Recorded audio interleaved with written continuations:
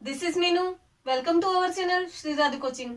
आज हम डिस्कस करने वाले हैं 10th क्लास की एक पोयम डस्ट ऑफ स्नो, जिसके पोइट हैं रॉबर्ट फ्रॉस्ट। ठीक है, तो सबसे पहले हम पोइट के बारे में जानते हैं। जो रॉबर्ट फ्रॉस्ट है, इनका इतना बड़ा नाम जो अपने आप में क्वेश्चन है, लेकिन सबसे पहले आपको बताऊं कि इनका जो जन्म है वो हुआ था मार्च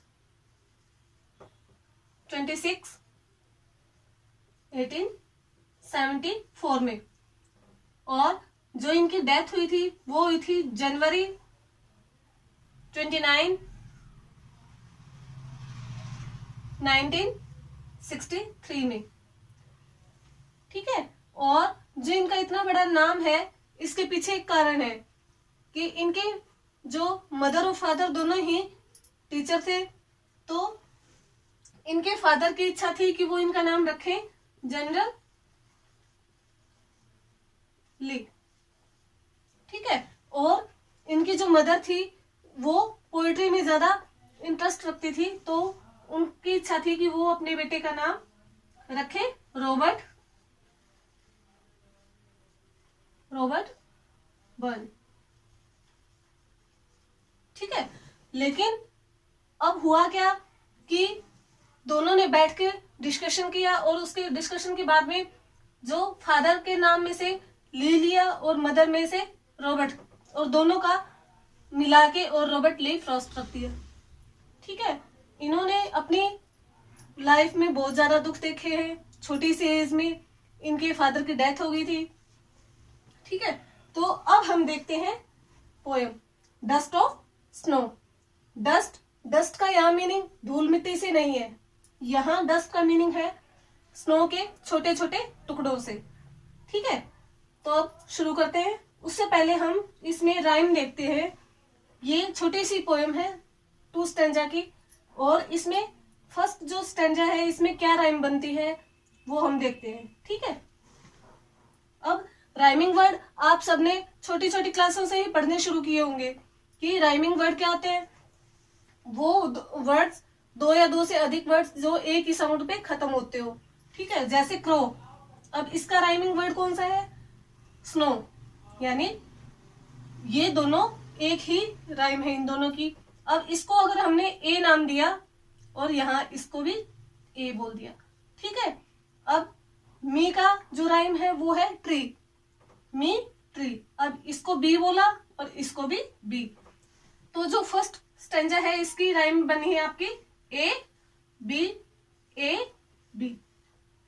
ठीक है, अब इसमें आप देखें कि जो क्रो, डस्ट और हेमलॉक ट्री। अब इसमें सबसे पहले हेमलॉक ट्री क्या है? ये एक पॉइजनस ट्री है।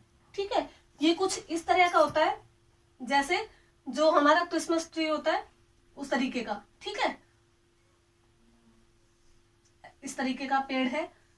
ठीक है, और ये एक पॉइजनस ट्री है। अब क्रो जो है वो भी आपका एक, जिसको कोई अच्छा नहीं समझता क्रो को। ठीक है, कोई पसंद नहीं करता है। डस्ट, धूल मिट्टी को भी कोई पसंद नहीं करता है, और हेमलॉक ट्री उसको भी कोई पसंद नहीं करता। ये तीनों चीजें ही एक नेगेटिविटी पैदा करती है। ठीक है, तो इन चीजों के बारे में ये इसमें पोएट ये बताने की कोशिश कर रहा है कि जो बुरी चीजें हैं, जो चीजें अच्छी नहीं है, कभी कभी हमारे साथ वो भी अच्छा कर जाती है, अनजाने में ही सही, लेकिन कई बार वो भी हमें खुशी दे जाती है। अब क्या खुशी दी है वो फर्स्ट स्टैंजा में नहीं बताया है। ठीक है, लेकिन अभी उसने केवल इसमें पूरी जो पोएम है इसमें यही बताने की कोशिश की है कि कोई भी बुरी चीज हो या कैसी भी चीज हो, वो अनजाने में सही, लेकिन वो हमें कभी ना कभी कोई खुशी दे सकती है। ठीक है, तो अब हम देखते हैं poem. The way A crow शोक डाउन ऑन मी। जो जिस प्रकार कौवा है, जो क्रो है, वो मुझ पे डालता है। क्या डालता है? अब the dust of snow, dust of snow यानी बर्फ के छोटे छोटे टुकड़े कहां से डालता है? From a hemlock tree. जो ट्री है, हेमलॉक ट्री है, उसके ऊपर वो कौवा बैठा है यहाँ।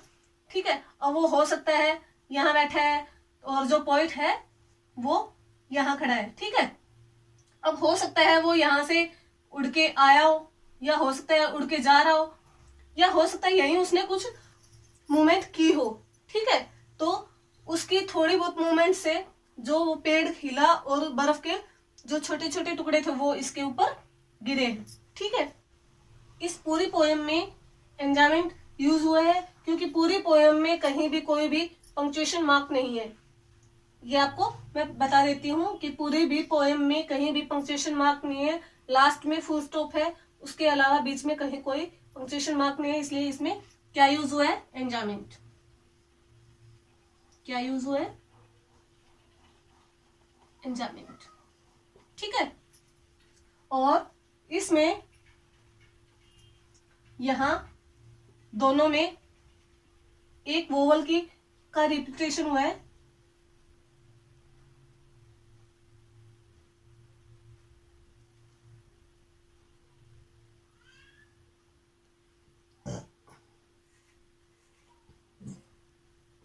और इसमें जो एक लिटरेरी टर्म्स आया वो क्या है, यहाँ वोवल का रिपीटेशन हुआ है। तो यहाँ कौन सा, जो यहाँ इसमें फर्स्ट में क्या है, एसोनेंस है, यानी जहां वोवल रिपीट हो रहा है, ठीक है। अब हम देखते हैं सेकंड स्टैंजा में, जो सबसे पहले राइम देखेंगे कि इसमें क्या राइम है।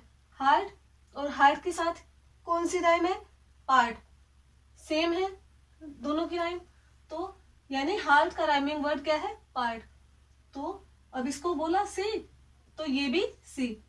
मूड, रूड, दोनों की जो राइम सेम है, मूड का राइमिंग वर्ड रूड, यानी डी, ठीक है। अब सेकंड स्टैंजा में जो राइम बनती है वो है सी डी सी डी, और फर्स्ट में क्या बनी थी, ए, ठीक है, ए बी, फर्स्ट की ए बी थी और सेकंड में सी डी। अब इसमें लिटरेरी टर्म्स कौन से हैं, तो सबसे पहले आप देखो एलिट्रेशन। एलिट्रेशन, यहां एस रिपीट हो रहा है, यहां भी एच रिपीट हो रहा है। हालांकि इसमें गिवन बाय बीच में है लेकिन ज्यादा दूर नहीं है, एक ही लाइन में है, तो हम इसे एलिट्रेशन मान सकते हैं। एक ही लेटर जो किसी भी वर्ड के स्टार्टिंग में बार बार आ रहा हो, रिपीट हो रहा हो, ठीक है। तो यहाँ एस हुआ है और यहाँ एच, ठीक है। तो यहाँ एलिट्रेशन क्या है, एलिट्रेशन। और फिर इसके बाद यहाँ आपका है कॉन्सोनेंस। कॉन्सोनेंस में क्या है, जहां आपका कॉन्सोनेंट जो व्यंजन है वो रिपीट हो, कॉन्सोनेंट लेटर जो है वो रिपीट हो। अब इसमें कहा रिपीट हुआ है, डी डी डी। अब ये जो डी है यहाँ स्टार्टिंग में है, वहां लास्ट में है, ये मिडल में होगा तो भी रिपीट माना जाएगा। लेकिन अगर ये तीनों में स्टार्टिंग में होता तो ये एलिट्रेशन हो जाता। तो अब ये क्या है, कॉन्सोनेंस, कॉन्सोनेंस, ठीक है। फर्स्ट जो स्टैंजा था उसमें आपके वोवल रिपीट हुए थे, तो एसोनेंस आया था वहां, और यहाँ कॉन्सोनेंट रिपीट है तो कॉन्सोनेंस है, ठीक है। अब तीसरी चीज इसमें कि अगर मान सकते हैं कि माय हार्ट, अभी माय हार्ट यानी किसका है, रॉबर्ट का है, इंसान है। हार्ट का मूड चेंज होते हुए बताया गया है कि हार्ट का मूड चेंज हुआ, तो हार्ट का कैसे हो सकता है, वो तो किसी इंसान का होता है। तो इसमें एक तरह से पर्सोनिफिकेशन भी मान सकते हैं, ठीक है। अब हम देखते हैं हमारे पोएम का second stanza. Has given my heart A change of mood. मेरे हार्ट को, यानी मेरे यानी किसके, पोइट के बारे में। यहाँ जो माई है ये पोइट के बारे में आया है, ठीक है, रॉबर्ट के बारे में। तो माई हार्ट यानी मेरे हार्ट को वो इंसिडेंट छू गया या वो घटना छू गई, कौन सी, जो डस्ट ऑफ स्नो वाली थी, जो स्नो उसके ऊपर छोटे छोटे स्नो जो उसके ऊपर गिरी थी वो वाली, ए चेंज ऑफ मूड। और क्या हुआ कि जब वो स्नो उसके ऊपर, डस्ट ऑफ स्नो उसके ऊपर गिरी यानी पोइट के ऊपर गिरी, तो उसका मूड चेंज हुआ।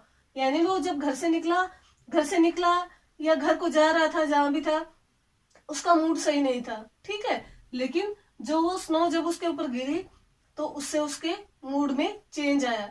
अब क्या चेंज आया वो देखते हैं। And save some part of a day I had rude.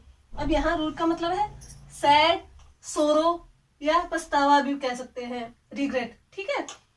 तो अब उसमें क्या चेंज आया कि जब वो स्नो उसके ऊपर गिरी, जो डस्ट ऑफ स्नो है उसके ऊपर गिरने से उसके मूड में जो चेंज आया वो था कि उसको ये लग रहा था कि पूरा दिन मेरा आज ऐसे बोरिंग जाएगा, ऐसे ही दुखी रहूंगा मैं, पूरा दिन मेरा दुख से भरा हुआ जाएगा, उदास रहूंगा मैं, मेरे आज पूरे दिन में कुछ भी अच्छा नहीं हो सकता, उसको ऐसा लग रहा था।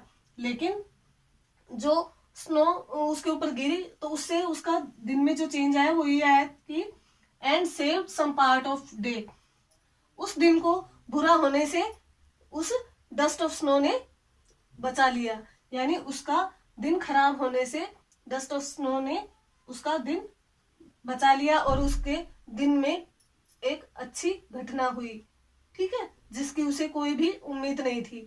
तो इसमें पॉइंट यही बताना चाहता है इस पोएम में कि कोई भी चीज हो, जो भी बुरी चीज है, उनसे भी हमें कभी कभी खुशी मिल सकती है। हर बुरी चीज कोई ना कोई खुशी दे सकती है, चाहे अनजाने में ही सही, लेकिन वो दे सकती है। जो क्रो था, क्रो किसी को अच्छा नहीं लगता, लेकिन क्रो ने कोई मूवमेंट की तभी तो वो स्नो जाके और पोइट के ऊपर गिरी। पोइट के ऊपर गिरी तो इससे उसको, पोइट को खुशी मिली, ठीक है, उसका मूड अच्छा हुआ। यानी हर बुरी चीज से भी कभी ना कभी कुछ अच्छा हो सकता है, ठीक है। तो ये आज हमारी पोएम में छोटी सी पोएम थी, बहुत ही अच्छी, ठीक है। अगर आपको ये वीडियो अच्छी लगी हो तो प्लीज लाइक करें, शेयर करें, और अगर आप मेरे चैनल पे फर्स्ट टाइम विजिट कर रहे हैं तो प्लीज चैनल को सब्सक्राइब करें। Thank you.